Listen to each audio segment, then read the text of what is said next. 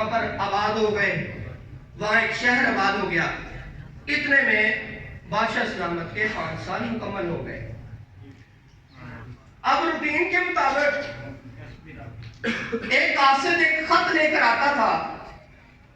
وہ اس وقت آتا کہ جب بادشاہ کا پورا محل بھرا ہوا ہوتا، بادشاہ سلامت اپنی شان و شوکت کے ساتھ اپنے تخت پر جلوہ افروز ہوتے۔ وہ قاصد آتا اور آ کر وہ خط پڑھ کر سناتا۔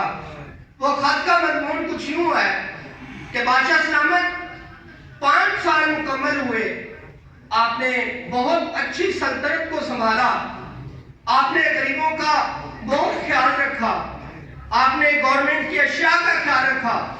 کیا کریں، اب ہماری رسم یہ ہے، ہماری مجبوری یہ ہے کہ 5 سال کے بعد ہم نے بادشاہ کو اس جزیرے میں چھوڑنا ہوتا ہے۔ ساتھ میں رونے والی شکل بھی بنا لی کہ بادشاہ سلامت اب تو رخصت کا وقت ہے، یہ کہہ کر وہ رو بھی پڑا۔ بادشاہ سلامت اس کی طرف دیکھ کے مسکرا رہے ہیں۔ اس نے جیسے بادشاہ کی طرف دیکھا تو حیران ہو کر کہنے لگا، بادشاہ سلامت آپ نے میرا خط سنا نہیں؟ کہا میں نے خط سنا ہے۔ کہا آج سے پہلے جتنے لوگوں کو میں نے یہ خط سنایا ہے، یا تو وہ غش کھا کے زمین پہ گر گئے، یا بے ہوش ہو گئے، یا مر گئے، ان کی روحیں ان کے جسموں سے پرواز کر گئی، اور ایک آپ ہے کہ جو خط سن کے اپنی موت کا ذکر سن کے آپ مسکرا رہے ہیں۔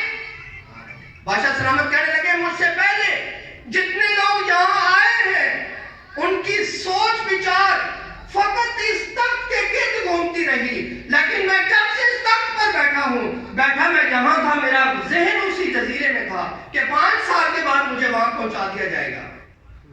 5 سال کے بعد درندے پرندے مجھے چیر پھاڑ کے وہاں کھا جائیں گے، لہٰذا میں بیٹھا تو یہاں تھا لیکن سوچ میری وہاں تھی۔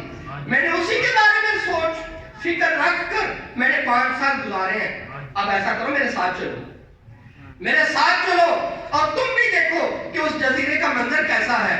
بس پھر یہ لوگ جیسی کشتی میں بیٹھ کر گئے تو وہاں تو پہلے ہی اعلان ہو چکا تھا کہ آج بادشاہ سلامت آ رہے ہیں۔ بس پھر بادشاہ سلامت کی آمد کے نعرے لگ رہے تھے کہ بادشاہ سلامت کی آمد کے نعرے گونج رہے ہیں۔ یہ سارے کہنے لگے، بادشاہ سلامت آپ تو بہت تنا ہیں، بہت سمجھدار ہیں، اب آپ مہربانی کریں، آپ ہمارا ملک بھی سنبھالیں۔ فرمانے لگے، نہیں، میں ایسی جگہ پر نہیں رہ سکتا جہاں پر کسی کی قدر نہ ہو، جس کی قیمت نہ ہو۔ میرے لیے وہی اچھا ہے۔ یہ دنیا، یہ آپ سب اس دنیا میں بادشاہ ہیں، اپنی اپنی سلطنت کے آپ سب بادشاہ ہیں۔ اس وقت آپ پورے حکم کے ساتھ موجود ہیں، آپ جو چاہیں اپنی ذات پر حکومت کے ذریعے اپنی ذات پر جو چاہیں نافذ کر سکتے ہیں۔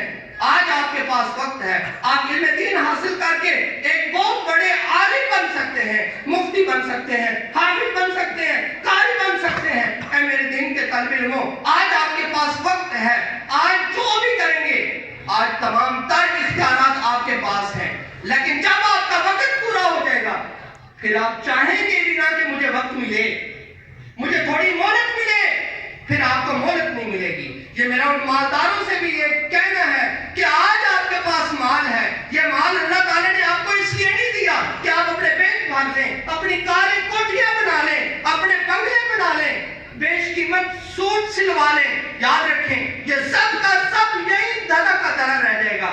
ابھی حال ہی میں جو سلسلہ چل رہا ہے ترکی شام کا، آپ نے سنا نہیں؟ جو 40 سیکنڈ پہلے اربوں تھے، 40 سیکنڈ کے بعد وہ اب منگتے ہو گئے ہیں کہ ان کو کھانے کے لیے ان کے پاس کچھ نہیں۔ یہ عبرت نہیں، جگہ جی لگانے کی دنیا نہیں ہے، یہ عبرت کی جا ہے، تماشا نہیں ہے۔ تجھے اہل بچپن میں برسوں کھلایا، جوانی نے پھر تجھ کو مجنوں بنایا، بڑھاپے نے پھرا کے کیا کیا ستایا، اجلتے نہ کرتے کی بالکل صفایا۔ جگہ جی لگانے کی دنیا نہیں ہے، یہ عبرت کی جا ہے، تماشا نہیں ہے۔ پیارے محترم اسلام بھائیو، یہ وقت ہے، اس وقت کی قدر کرنی ہے۔ ہم سب نے اپنے اپنے جو ہمارا منصب ہے اسی کے مطابق ہم نے اپنی زندگیاں بسر کرنی ہے۔ اللہ پاک نے ہمیں ایسے نہیں بھیجا، وَمَا خَلَقْتُ الْجِنَّ وَالْإِنسَ إِلَّا لِيَعْبُدُونِ۔ یہ تو رب سچے کا فرمان ہے، واضح فرمان ہے۔ ہمیں بتایا کیا ہے کہ ہم نے تمہیں بھیجا کس لیے؟ کاروبار کے لیے، تجارتوں کے لیے، گھر بار بات کرنے کے لیے نہیں، اللہ پاک کی عبادت کے لیے، اور اسی کے ضمن میں ہم نے یہ بھی کام کرنے ہیں۔